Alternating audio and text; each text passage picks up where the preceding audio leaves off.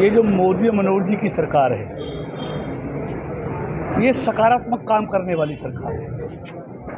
ये लोगों की समस्याएं जो आती हैं उनका समाधान करने वाली सरकार है।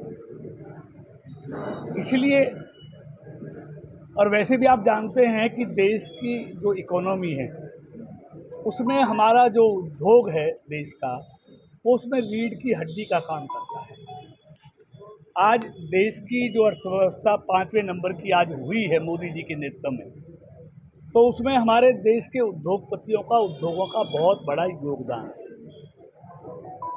तो इसलिए इनकी समस्या थी, हमारे आईएमटी के जो उद्योगपति हैं जिन्होंने आज से वर्षों पहले प्लॉट अलॉट हुए थे, और बहुत से लोगों ने उस समय, क्योंकि उस समय माहौल नहीं था उद्योग लगाने का। आज तो मोदी जी, मनोहर जी के बाद देश में इन्वेस्टर आ रहा है, निवेश आ रहा है।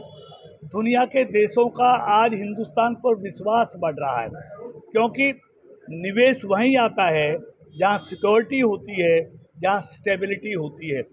आज मोदी जी के नेतृत्व में एक स्टेबल सरकार है, एक सुरक्षा का माहौल है।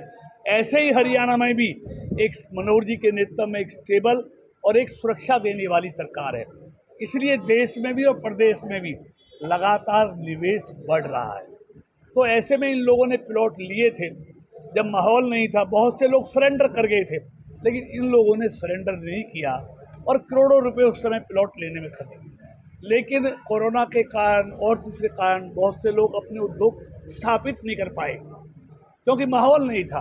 तो इसलिए वो रिज्यूम का नोटिस आया था, और इन सबकी समस्या को लेकर मैं माननीय मुख्यमंत्री जी से पिछले दिनों मैं मिला हूं, और मुख्यमंत्री जी ने ये आश्वासन दिया है कि निश्चित तौर पर हमारा कोई मकसद उद्योगपतियों को परेशान करने का नहीं है। उनकी समस्या के समाधान के लिए बैठे हैं, तो इसका समाधान निकालेंगे। ऐसे हम वहाँ पर धक्के से रिज्यूम नहीं करेंगे। तो मुझे पूरा विश्वास है, आज ये सारे जो अलॉटी हैं आईएमटी में, सारे आज आकर मिले हैं, और हम सब ने माननीय मुख्यमंत्री जी का धन्यवाद किया है, जिन्होंने हमको आश्वासन दिया है कि हम आईएमटी के जो अलॉटी हैं उनकी समस्या का समाधान करेंगे। मंत्री जी, अभी आपने कहा कि कुछ लोग ऐसे हैं जो भारत की तरक्की नहीं देखना चाहते। देखिए मैं राजेंद्र जी, ये पहली बार हो रहा है कि किसी देश की तरक्की को पूरी दुनिया सराह रही है। लेकिन दुनिया में ऐसे देश भी हैं, ऐसे लोग भी हैं जिनको भारत की तरक्की पसंद नहीं। ऐसे देश के अंदर भी लोग भी हैं और कुछ दल भी हैं जो नहीं चाहते कि मोदी जी के नेतृत्व में इस देश को वाहवाही मिले। तो उनके पेट में दर्द है, क्योंकि उन्होंने तो पूरी दुनिया में देश की प्रतिष्ठा को गिराया। उनके अंदर वो भी जो पाप है वो छुपा हुआ है। उन्होंने अपने दल को कलंकित किया, अपने नेतृत्व को कलंकित किया, पूरी दुनिया में देश को कलंकित किया। आज देश की प्रतिष्ठा और देश के लोगों की प्रतिष्ठा पूरी दुनिया में अगर बढ़ी है, तो उसका एक कारण है कि एक मजबूत नेतृत्व और एक ईमानदार नेतृत्व मोदी जी के रूप में देश को मिला है। का कुनबा रोक पाएगा क्या? इसलिए मैं कह रहा हूँ, आज देश का नहीं, पूरी दुनिया का भरोसा मोदी जी में बढ़ रहा है। और उस बढ़ते हुए भरोसे से ये विरोधी दल जो आज ठगबंधन बनाने की कोशिश कर रहे हैं, ये ठगबंधन 2005 से लेकर 2014 तक भी आज भी लोगों के आंखों के सामने घूमता है। जब सुबह उठते थे तो लाखों करोड़ों के घोटाले उनको समाचार पत्रों में देखने को मिलते थे, और बड़े बड़े मंत्री जेल जाते देखे हैं घोटालों में, जिनमें से अधिकतर आज जमानत पर बाहर हैं।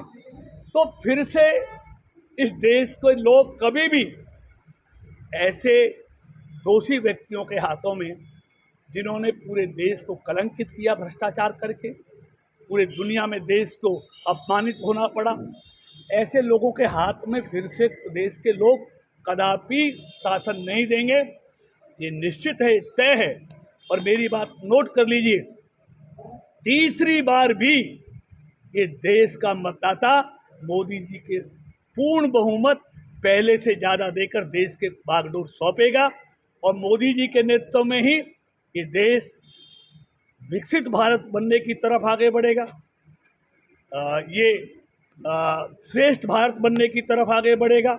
और ये तीसरे टर्म में आप देखेंगे, भारत दुनिया की मोदी जी के द्वारा दुनिया की 3 सबसे जो सबसे शक्तिशाली अर्थव्यवस्थाएं होंगी उसमें भारत तीनों में एक शामिल हो जाएगा। ये हम विश्वास के साथ कहते हैं। मणिपुर पर प्रधानमंत्री जी सदन में बात नहीं करते, जवाब नहीं देते, बयान नहीं देते, बोलते नहीं है और इसीलिए INDIA को अविश्वास प्रस्ताव लाना पड़ा आपके खिलाफ। देखिए, ये तो आप देखेंगे मोदी जी ने 2019 में कहा था जब ये अविश्वास प्रस्ताव लेकर आए थे, मतलब कितना दूरदृष्टि वाला आदमी है। उसने कहा मैं चाहूँगा कि जिस तरह अविश्वास प्रस्ताव 2019 में लेके आए हैं और फिर से पहले से बहुमत के साथ मोदी जी की सरकार बनी, उसके बाद उन्होंने कहा मैं चाहूँगा कि 2023 में भी आप इसी तरह अविश्वास प्रस्ताव लेके आए और देश के लोग पहले से ज़्यादा सीटों के साथ फिर से मोदी जी, वो बात सब साकार हो रही है। फिर वो 2023 में अविश्वास प्रस्ताव लेके आए और किसके लिए? मणिपुर के लिए। पूरा ध्यान मोदी जी का है। डेली देश के गृह मंत्री से बात करते हैं, पूरी फोर्स वहाँ पहुँचाई हैं, तो इसलिए पूरा ध्यान है और सिर्फ मणिपुर में नहीं पूरे देश पर ध्यान है, तभी तो देश आगे बढ़ा है। Thank you.